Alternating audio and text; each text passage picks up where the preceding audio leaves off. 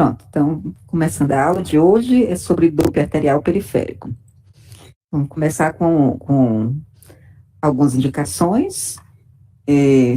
O Doppler arterial periférico está indicado em pacientes com fator de risco para aterosclerose. Então, aqui temos pacientes abaixo de 50 anos, com história de diabetes, tabagismo, pacientes entre 50 e 69 anos com história de tabagismo, diabetes também, nos pacientes acima de 70 anos, nos sintomas sugestivos de claudicação dos membros inferiores aos esforços, ou a dor isquêmica em repouso, palpação de pulsos periféricos alteradas e doença aterosclerótica coronária, carotídea ou renal conhecida.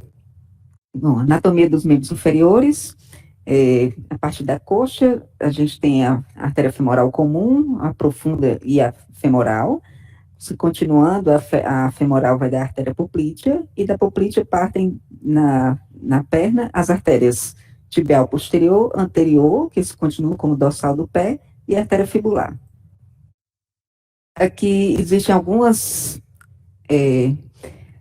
variações anatômicas das artérias infrapatelares. Então, por esse artigo aqui, ele mostra que tem essa divisão em 3 tipos. No tipo 1, que é a artéria poplítea abaixo do joelho, ela tem a porção supra acima da interlínea, na interlínea e abaixo da interlínea. O tipo 2 tem a artéria poplítea que termina acima do joelho, e o tipo 3 são aquelas variações que apresentam hipoplasia ou agenesia. Então, desses tipos que eu falei, o mais comum é o tipo 1A, em que a poplítea acaba abaixo do joelho, e a partir daí sai um ramo, que é a artéria tibial anterior, e um tronco tibofibular, que vai sair a artéria tibial posterior e a artéria fibular. O resto todo são variações possíveis, que a gente tem que ficar atenta na hora de avaliar. Aqui sai um tronco único, com as 3 artérias. Então, e aqui as variações com hipoplasia ou agenesia dos membros, esse daqui fica mais difícil de avaliar, ele chama mais atenção, que na hora de avaliar, você, puxa, eu estou vendo um segmento que tá trombosado, não está aparecendo a tibial posterior, e aí a gente tem que levantar a bola para algum caso de agenesia, ou até hipoplasia. Na avaliação clínica, os sinais e sintomas mais frequentes são claudicação intermitente, a dor da neuropatia isquêmica, dor em repouso e alterações tróficas de pele e fâneros. As vantagens do Doppler, eu estou aqui destacando algumas vantagens que, com o Doppler a gente pode localizar, quantificar pela análise espectral, confirmar o diagnóstico clínico e propor estratégias de tratamento da doença arterial oclusiva periférica. Fazer também o segmento de pacientes no pré e no pós-tratamento, seja ele clínico, endovascular ou cirúrgico, e auxilia também no diagnóstico diferencial. A técnica do exame, a gente vai checar o nome do paciente no aparelho, escolher a sonda, alinear de alta frequência para avaliação de artérias mais superficiais, a convexa de baixa frequência para avaliação de vasos profundos em pacientes com obesidade e com grandes edemas. O preset a gente vai escolher o preset para exame arterial. Aqui tem algumas diferenças de ajuste do aparelho, em alguns casos. Nos locais em que apresenta estenose, o fluxo, como aumenta a velocidade, às vezes a gente precisa ajustar o PRF, aumentá-lo, diminuir o tamanho do box para focalizar melhor o vaso que está sendo estudado. O ângulo do Doppler é sempre abaixo de 60 graus, filtro de parede intermitente e ganho do módulo colo intermediário. Em algumas situações onde o fluxo é lento, principalmente nos leitos distais a uma estenose, a gente espera um fluxo mais baixo. Então, em algumas situações, quando a gente não consegue captar isso ao Doppler, a gente precisa ajustar para esse fluxo que a gente espera encontrar no segmento pós-estenótico. Então, baixar o PRF, aumentar o box, que aí você amplia a sua visão, num lugar que você já não está enxergando, você aumenta o box, aumenta o ganho da cor, diminui o filtro de parede, já que você quer captar fluxos de baixa velocidade, e o ângulo Doppler sempre abaixo de 60. A técnica do exame a gente vai avaliar no modo B, modo colo e modo espectral. No modo B, a gente vai ver anatomia, do segmento estudado, se tem placas, se essas placas, elas estreitam a luz do vaso, se tem aneurismas. No modo colorido, a gente vai avaliar também se existem sinais de estenose ou oclusão através do mosaico de cores, como a gente vê nessa imagem, onde no segmento estreitado ocorre um turbilhonamento, e aí ele se manifesta dessa forma ao colo. No modo espectral, a gente vai avaliar o padrão de onda de alta resistência, que é o padrão de onda esperado para um leito arterial normal, que ele pode aparecer tanto trifásico como bifásico. No modo monofásico, a gente espera esse espectro de onda num segmento pós-estenótico ou num segmento pós-oclusão, onde ele está sendo irrigado por colaterais. Existe também essa onda monofásica em algumas patologias que apresentam inflamação e infecção da perna, que aumenta a vascularização, a demanda vascular para aquele local, então o fluxo da diástole fica mais cheia, assim como na elevação da temperatura. Aqui é um exemplo de uma artéria ilíaca externa direita, totalmente ocluída, sendo reenchida por uma colateral. Mais um exemplo aqui, mostrando como seria um padrão de onda normal no membro inferior. Aqui uma onda trifásica na artéria femoral esquerda e uma onda bifásica na artéria tibial anterior, onde é comum aparecer, principalmente em pacientes idosos, diabéticos, com hipertensão arterial. Nesses pacientes, muitas vezes, vai perdendo a complacência do vaso, e aí isso se manifesta com a perda dessa terceira onda da diástole, que aparece acima da linha de base.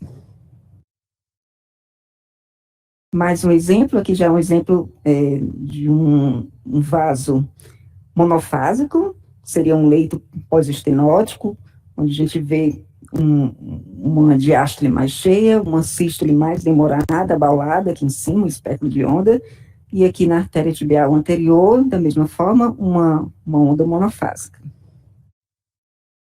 Bom, a técnica de exame, pelo livro do Guia de Ultrassonografia, ele divide em duas técnicas.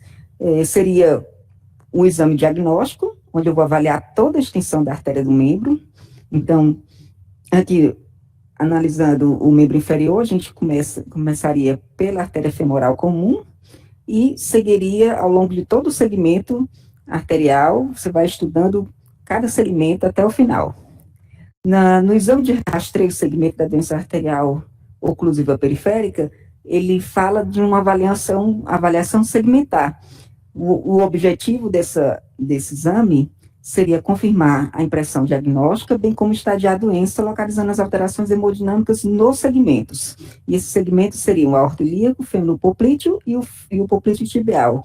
Então, seria basicamente escolher esses pontos estratégicos, que ele fala artéria femoral comum, artéria poplítea e os seus segmentos tibiais, artéria tibial anterior, posterior e fibular.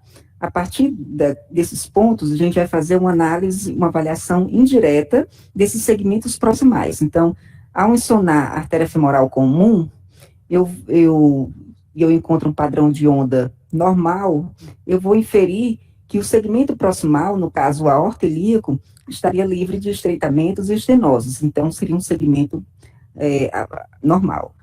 Passando, aí você salta, estou vendo a artéria femoral comum, vou direto para a artéria poplítea. Da artéria poplítea, quando eu avalio, eu vejo um espectro de onda normal, eu vou inferir que o segmento fêmuro-poplíteo estaria normal.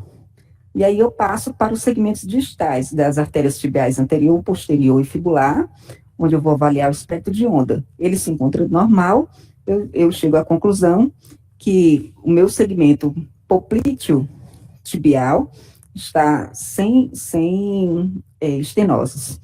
Aqui eu vou deixar para o final a dúvida, como é que é isso na prática, essa diferença desse exame, do diagnóstico para o exame de rastreio. Bom, aqui a técnica do exame, o posicionamento do paciente, a gente vai colocar o paciente em decúbito dorsal, com a perna levemente fletida e a rotação externa. Nessa posição, a gente vai avaliar essa face medial da coxa e perna. E nessa face medial da coxa e perna, eu vejo bem a artéria femoral comum, a artéria femoral profunda, a artéria femoral, nessa região, e a femoral ao longo de toda a face medial da coxa, a artéria poplítea, no cavo poplíteo, e a artéria tibial posterior. Aqui mostrando a sequência do exame, avaliação proximal e avaliação no coxa, e mostrando a disposição dos vasos ao longo desse segmento estudado. Então, a gente vê que a artéria femoral, ela tem um posicionamento mais superficial em relação à veia femoral.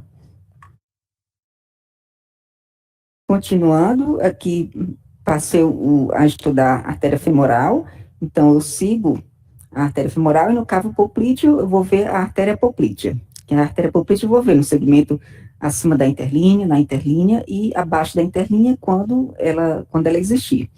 Nesse segmento também vai me chamar a atenção aqui a disposição dos vasos. Aqui a gente já vê como a artéria poplítea ocupando uma posição mais profunda em relação à veia poplítea.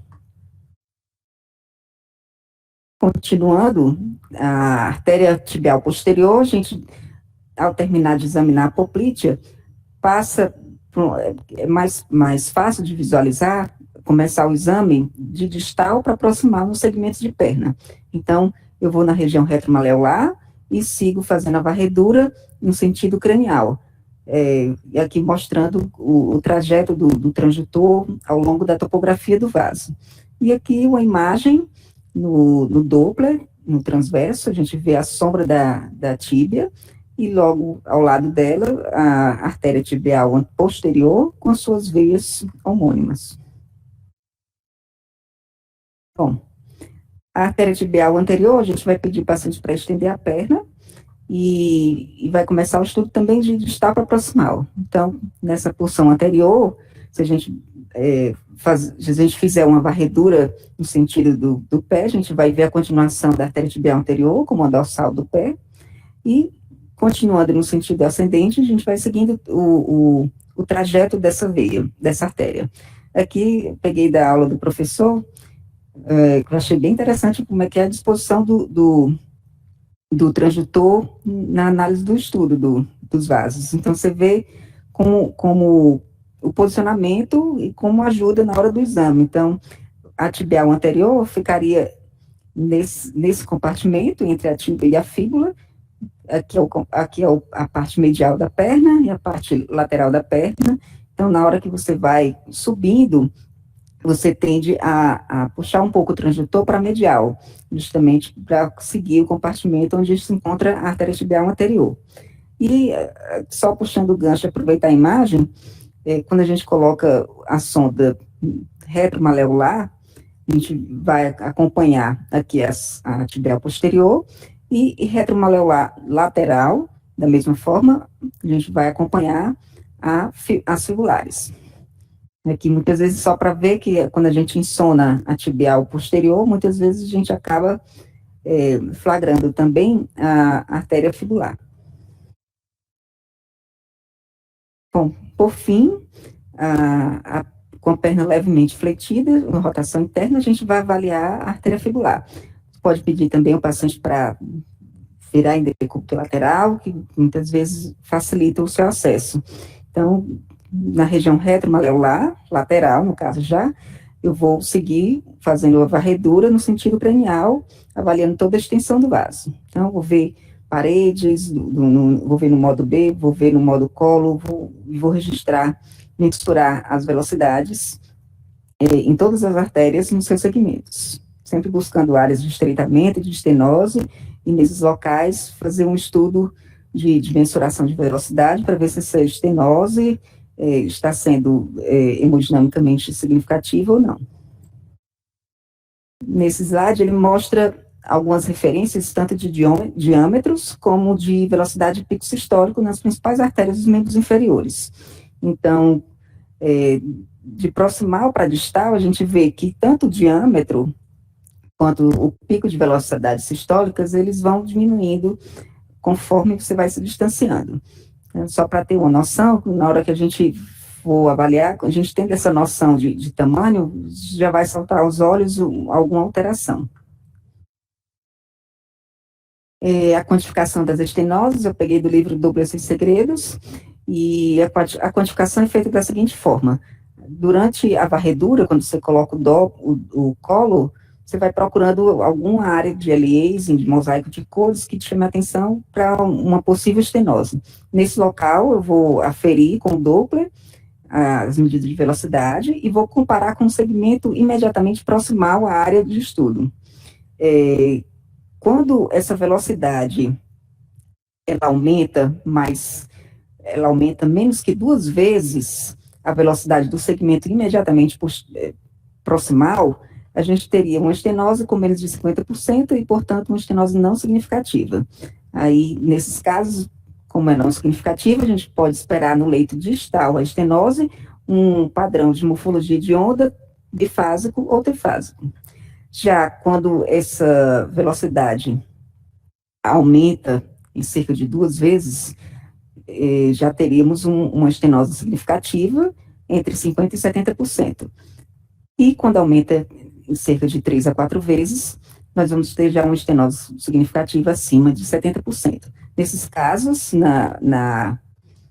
no segmento de estenose, a gente vai esperar tanto uma velocidade de pico sistólica aumentada, como um barramento das janelas sistólicas.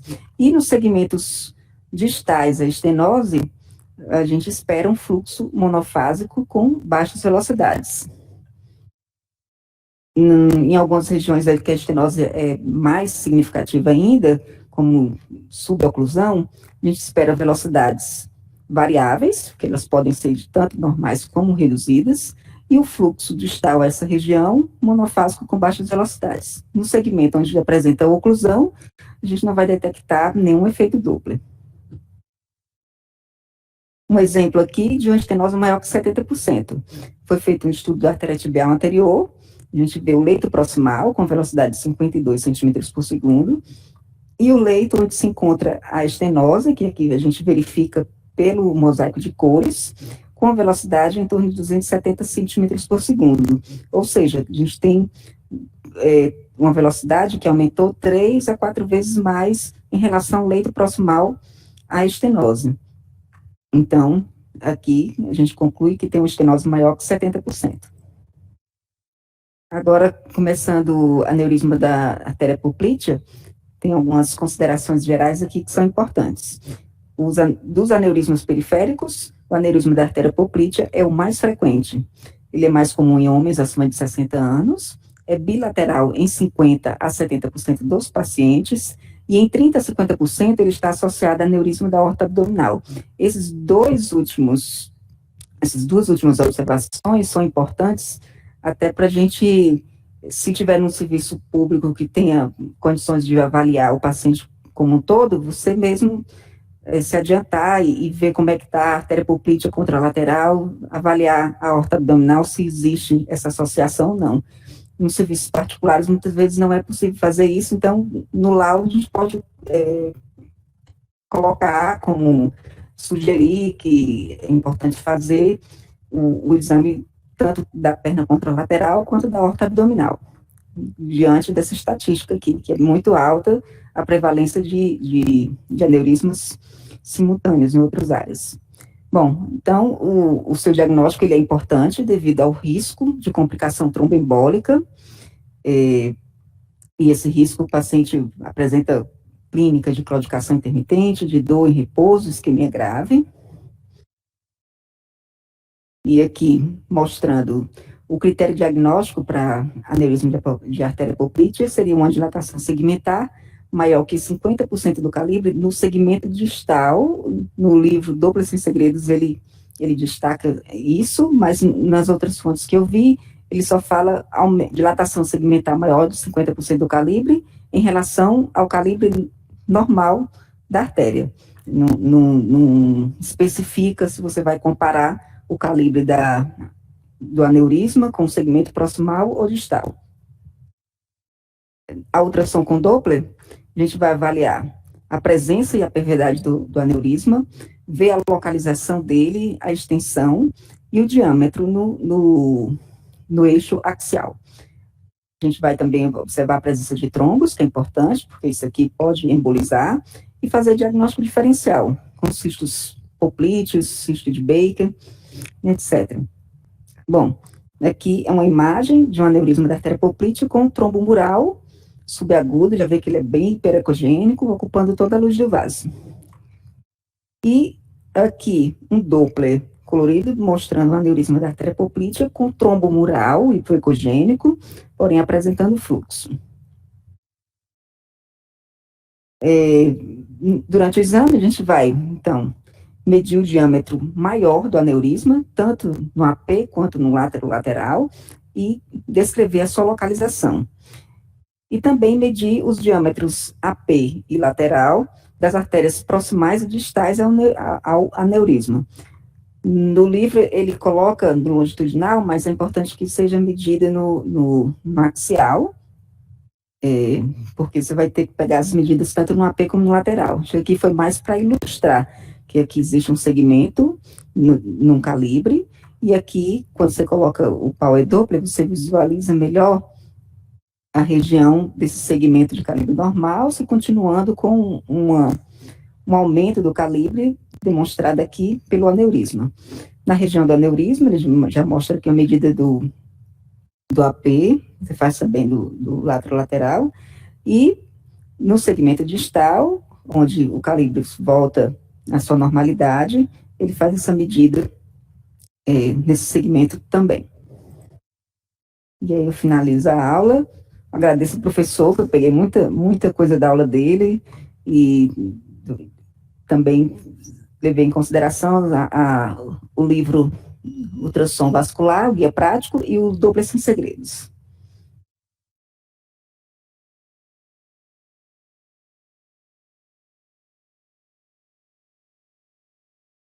Foi muito boa, foi um bom resumo.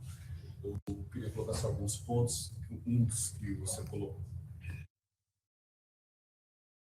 que você apontou foi a diferença entre o rastreamento e o diagnóstico. Então, o rastreamento, daquela maneira, a gente deixa só para lugares que tem que fazer como emergência. E, geralmente é mais um point of care, certo? Nós, radiologistas, ultrassonografistas e mesmo o pessoal da cirurgia vascular que está fazendo o exame no laboratório de fluxo, a gente faz o exame de todo o membro, tá? Esse que você fez é para o pessoal que está, por exemplo, na sala de emergência, tá? E tem que fazer um diagnóstico de oclusão arterial, crônico agudo, ou crônica agudizada, tá certo? De DAOP, né? Mas nós sempre vamos fazer a parte diagnóstica. Se você tiver um dia, né, por exemplo, na sala de emergência, com o aparelho, aí tudo bem. Tá? Em relação aos parâmetros os critérios de estenose. A gente usa aqui, você deve ter visto a referência até na minha aula, tanto europeia quanto americana, tá? Dividindo em 25%, ou seja, de 0 a 24, 25 a 49, 50 a 74 e acima de 75. Aqui no Brasil, o pessoal lá do sul, lá do Moinhos de Vento, né,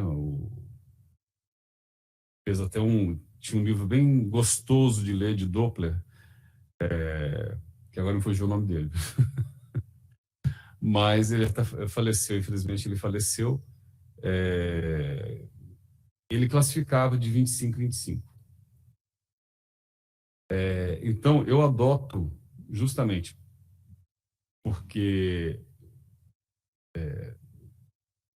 a maioria da literatura coloca esse de 25 em 25%, certo? Considerando como eles consideram qualquer aumento da velocidade até 30% como sendo inferior a 25% de estenose. De 30% a 100%, ou seja, 100% é aumentar 2 vezes, tá certo? De 30% a 100%, com uma estenose entre 25% e 49%. Acima, entre 100 e 200 vezes, o que significa 100 e 200 vezes? Você dobrar ou multiplicar por 3, ou triplicar. Quando você triplica, né, você está, na realidade, aumentando 200%. Tá? Como sendo de uma estenose hemodinamicamente significativa entre 50% e 74%. E quando você aumenta acima de 100% o pico de velocidade sistólica no local da estenose, tá certo? Ou seja, você triplica a velocidade como sendo uma estenose acima de 75%.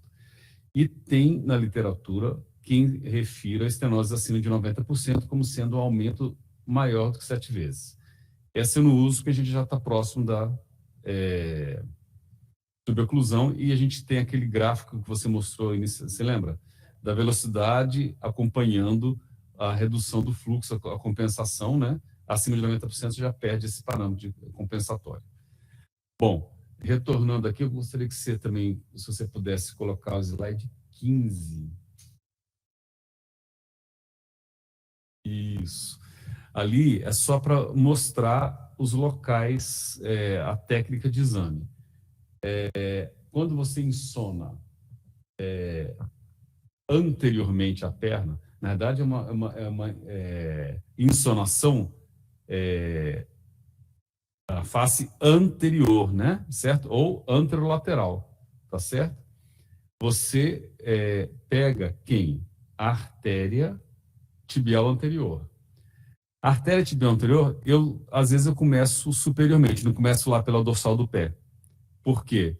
Como ela inicia mais na face lateral, próximo à fíbula, e depois ela vai medianizando, vai indo para o lado da tíbia, eu consigo localizá-la bem, na emergência dela, onde ela perfura, não é emergência, né, mas onde ela perfura a membrana interóssea.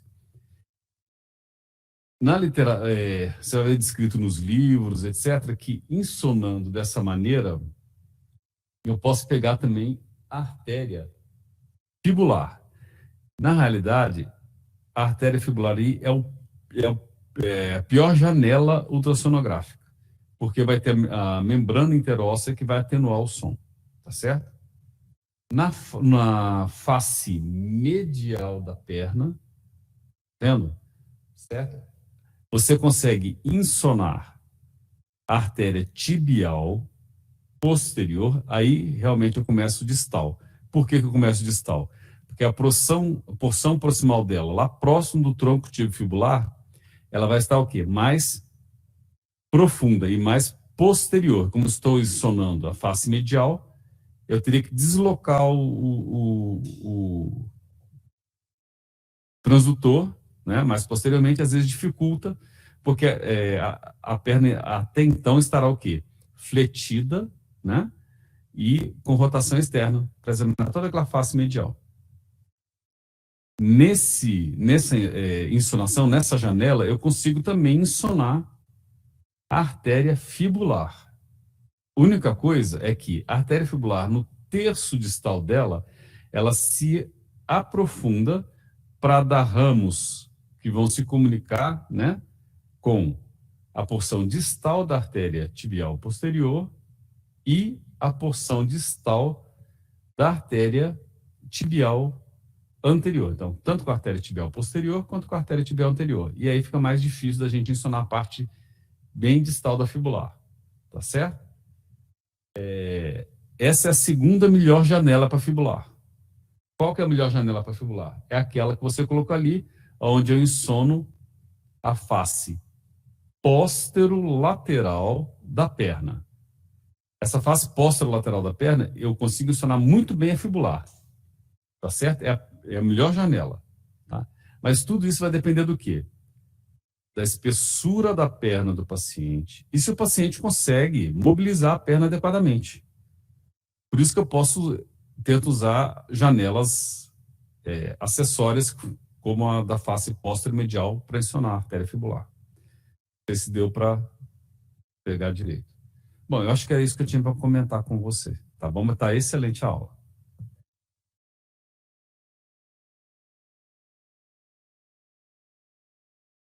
Alguém que está na audiência tem dúvida?